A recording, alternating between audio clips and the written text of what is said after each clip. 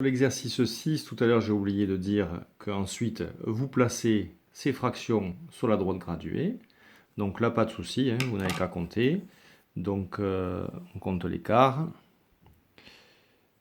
Voilà, j'ai refait la droite graduée à peu près. 1, 2, 3, 4 quarts, 5, 6, 7, 8 quarts, 9, 10, 11 quarts. Vous n'avez plus qu'à écrire la fraction au bon endroit.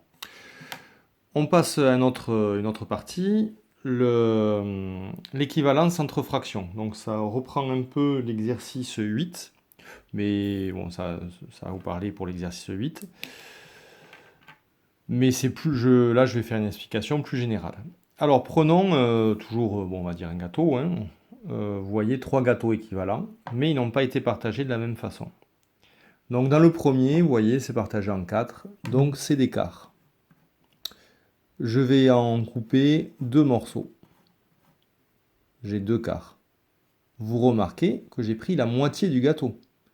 Donc une moitié, c'est un demi. On pourrait l'écrire aussi comme ça. Ici, c'est coupé en 8. Donc c'est des huitièmes. J'en prends 4 ici. J'ai pris 4 huitièmes. Ah tiens, on a encore pris la moitié du gâteau. Donc tout ça, c'est équivalent. Ici, j'ai coupé en 10. Donc c'est des dixièmes. J'en prends 1, 2, 3, 4, 5. Donc je prends tout ça. Là, j'ai pris 5 dixièmes. Et vous voyez, ça correspond encore à la moitié du gâteau. Donc toutes ces fractions sont équivalentes, c'est-à-dire qu'elles sont égales. Elles sont des nombres qui sont écrits de façon différente, mais qui représentent la même chose. Voilà, dans votre exercice numéro 8, page 35, vous allez devoir, de la même façon, trouver les fractions équivalentes. Donc pour chaque dessin, vous allez écrire la fraction qui correspond.